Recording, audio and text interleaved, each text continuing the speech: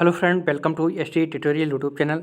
Friends, हम लोग GSC प्रवक्ता परीक्षा के लिए 2017 का प्रीवियस ईयर पेपर को सॉल्व करेंगे, जो जीएस पोर्शन से होगा। ठीक है, इसमें से आपके परीक्षा में 40 प्रश्न पूछे जाएंगे। पहले 30 प्रश्न हुआ करते थे। ठीक है, 10 प्रश्न को बढ़ा दिया गया है।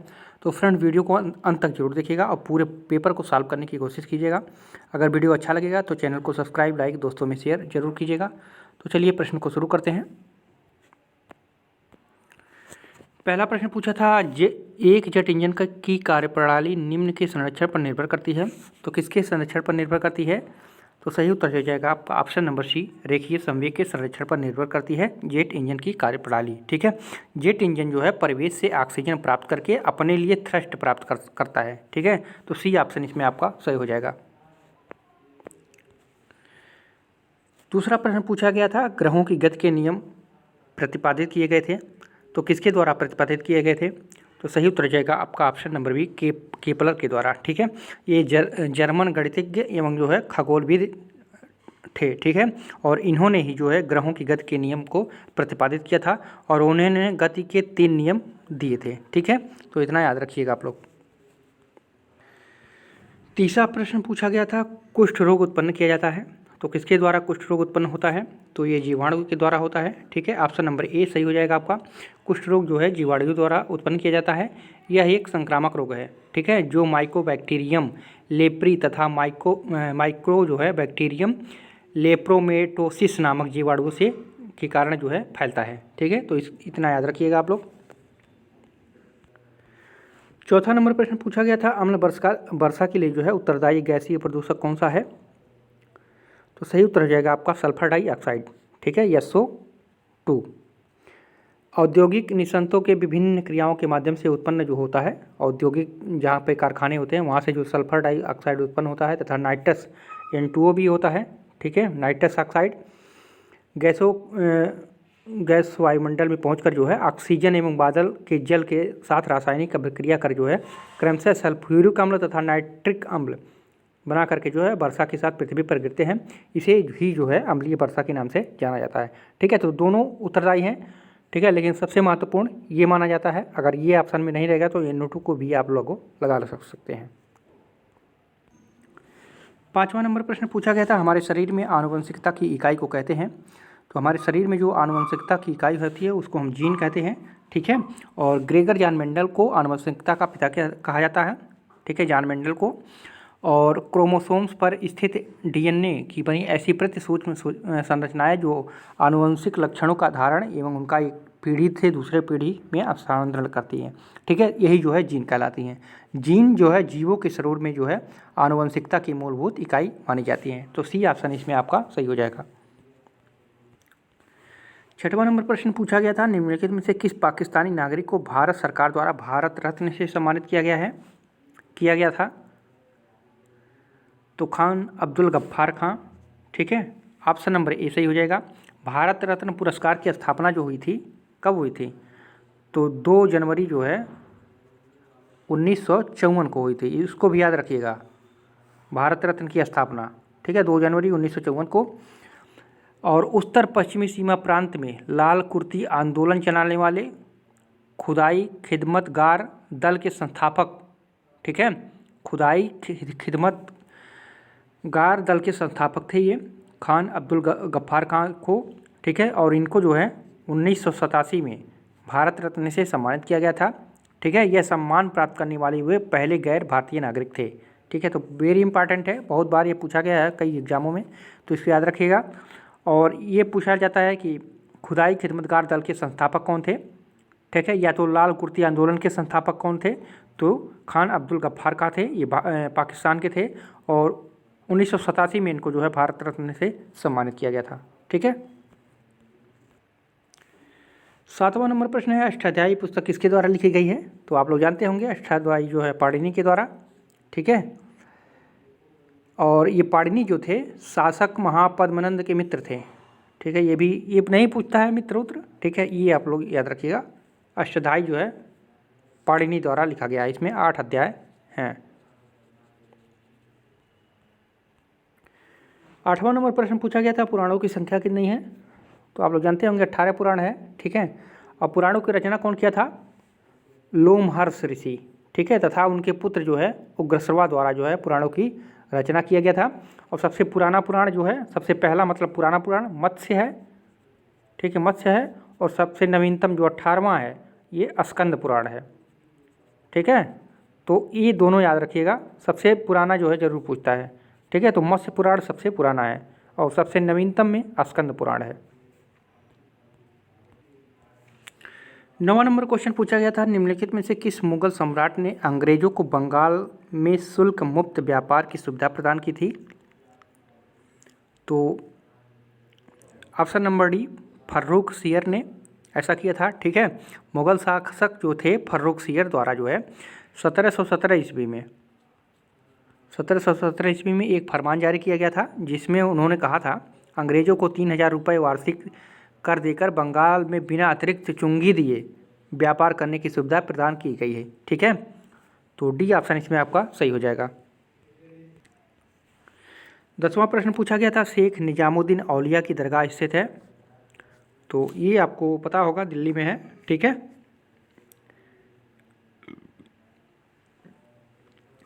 चिश्ती सिलसिले के संबंध में जो है गुरु बाबा फरीदुद्दीन गंज शंकर, जिन्हें बाबा फरीद के नाम से जाना जाता था, वो था, उनके ये शिष्य थे हजरत निजामुद्दीन औलिया, ठीक है। और तथा हजरत अलाउद्दीन साबिर भी थे। तो इनकी जो मृत्यु हुई थी 1335 ईस्वी में, तो इनको जो है दिल्ली में दफनाया गया था, वहीं पर इनके नाम से जो है दरगाह बनाया गया है, ठीक है। तो सी ऑप्शन इसमें आपका सही हो जाएगा। 11 नंबर प्रश्न है, पूर्ण स्वराज की घोषणा भारतीय राष्ट्रीय कांग्रेस के किस अधिवेशन में हुई थी? तो ये हुई थी लाहौर अधिवेशन में, ठीक है।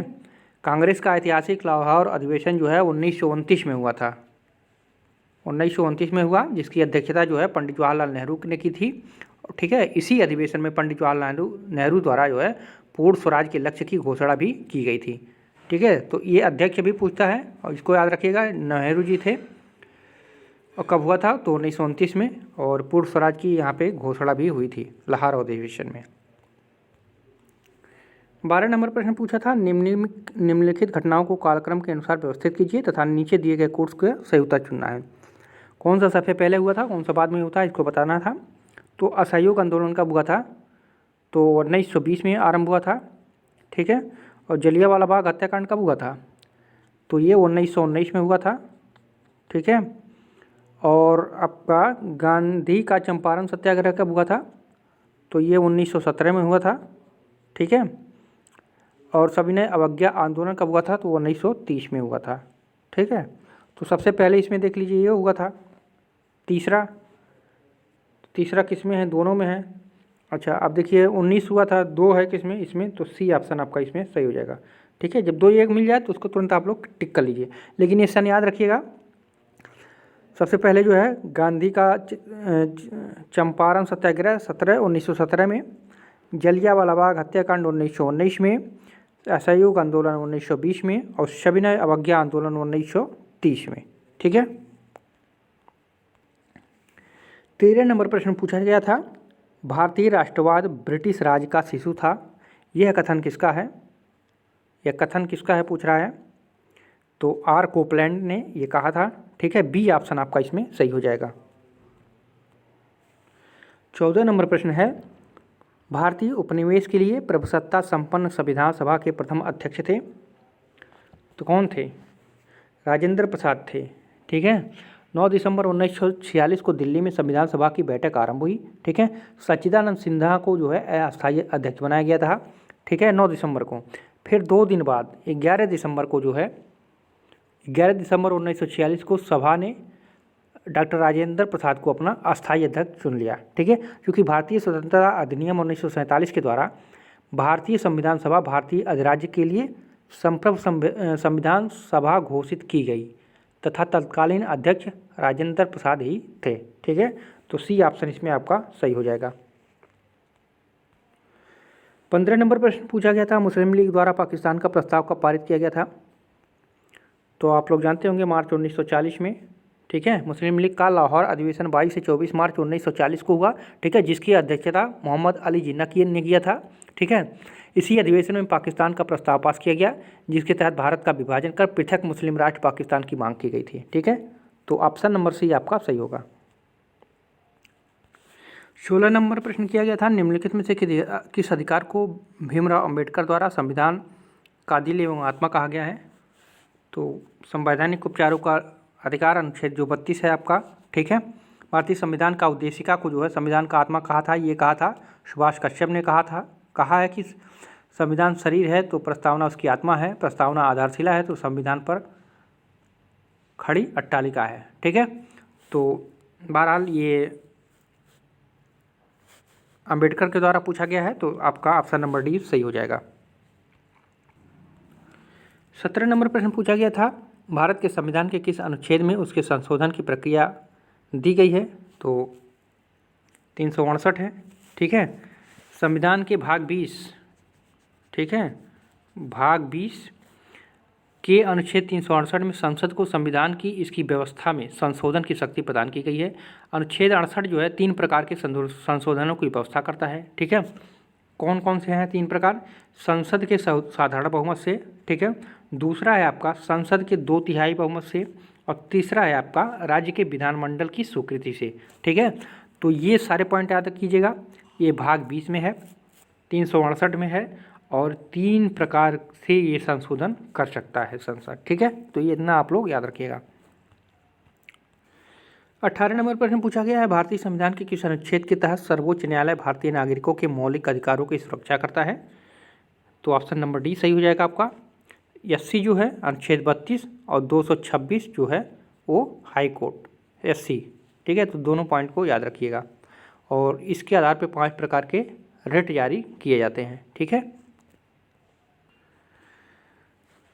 19 नंबर क्वेश्चन पूछा गया था, भारत का राष्ट्रपति राष्ट्रीय आपात की घोषणा कर सकता है यदि खतरा है?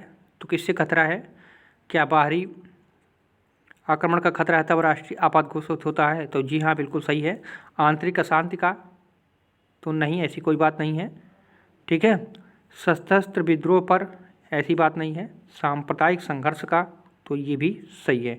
ठीक है, नहीं, सशस्त्र विद्रोह का होता है, ये सांप्रदायिक संघर्ष का नहीं होता है। ठीक है, तो आपका सही कौन हो जा रहा है? पहला और तीसरा, तो ऑप्शन नंबर डी आपका इसमें सही हो जाएगा। ठीक है, संविधान के किस भाग में 28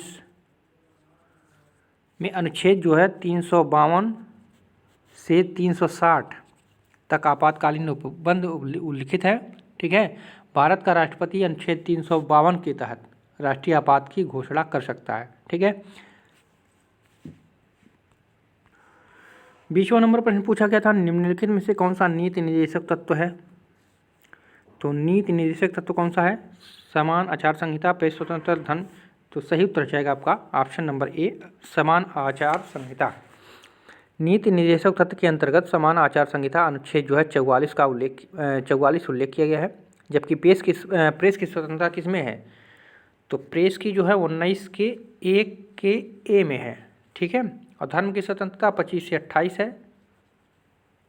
ठीक है, और विधि के समक्ष समानता 14 है। ठीक है, तो तीनों याद रखिएगा, और ये जो है समान आचार संहिता जो है नीति निर्देशक तत्व है। 21 नंबर प्रश्न है, टर्की का कौन सा नगर पश्चिम का द्वार है?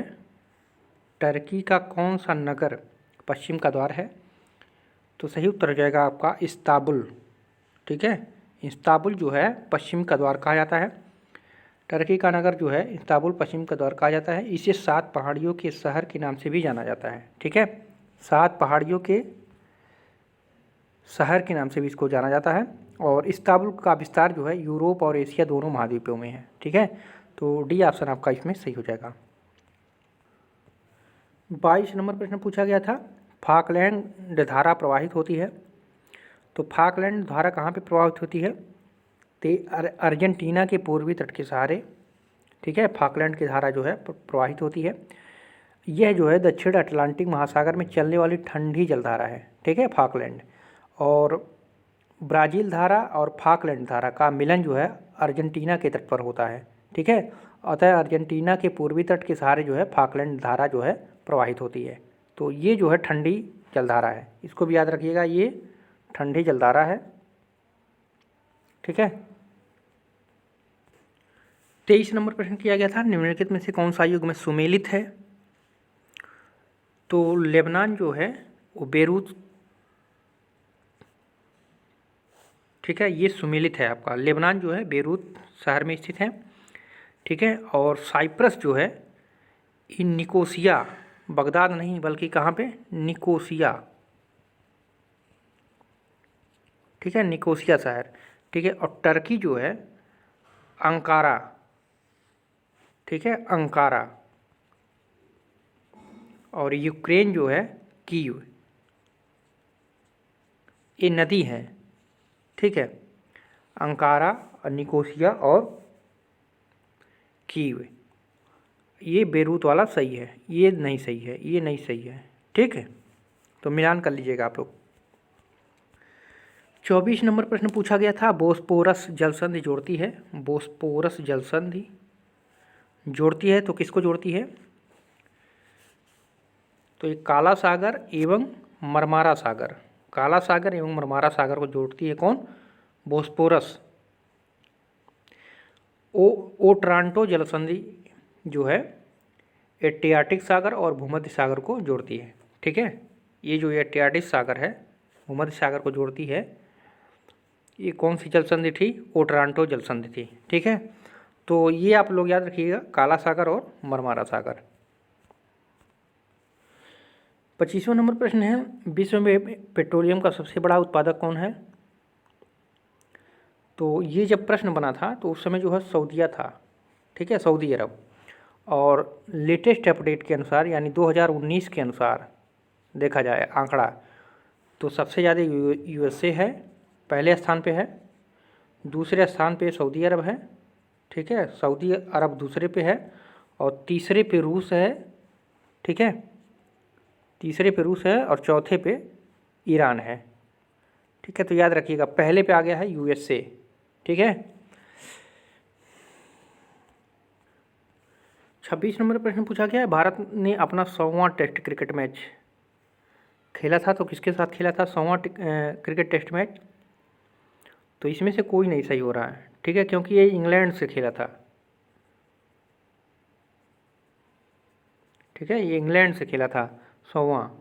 और ये जो श्रीलंका से खेला था ये 100वीं जीत हासिल की जब थी, 100वां जो है टेस्ट मैच जीता जब था, ठीक है। तो ये श्रीलंका के साथ उस समय खेला था, ठीक है। तो दोनों आप लोग, ये बल्कि कानपुर में हुआ था, ठीक है, कानपुर में हुआ था। और ये जो है इंग्लैंड से खेला था, इसमें कोई आंसर सही नहीं है। 100वां टेस्ट क्रिकेट मैच इंग्लैंड के साथ खेला था और उसमें बल्कि भारत हार भी गया था 132 रन से, ठीक है। 27 नंबर, दादा साहेब फाल्के पुरस्कार 2007 का पूछ दिया है, किसको दिया गया था? तो 2007 का दिया गया था मन्ना डे को, ठीक है। और आप लोग 2018 का लेटेस्ट देख लीजिए, 2018 को अमिताभ बच्चन को दिया गया है, ठीक है। और यह जो है पुरस्कार भारतीय सिनेमा का सर्वोच्च पुरस्कार माना जाता है, तो अमिताभ बच्चन को 2018 में मिला था। और अपडेट आप लोग ले लीजिएगा 19 का या 20 का, ठीक है। तो 28 नंबर प्रश्न पूछा गया सर, सितंबर 2009 में जो सुनामी द्वारा सैकड़ों लोगों की मृत्यु हुई थी, तो कहाँ पे हुई थी सुनामी द्वारा जो 2009 में सुनामी आया था? तो समोआ द्वीप में, ठीक है, समोआ द्वीप में। समोआ द्वीप जो है 19 सितंबर 2009 को दक्षिण प्रशांत महासागर में भयंकर सुनामी आई, ठीक है, जिसमें जो है समोआ द्वीप तथा टोंगा अत्यधिक प्रभावित हुआ था, ठीक है। इसके साथ साथ टोंगा भी था।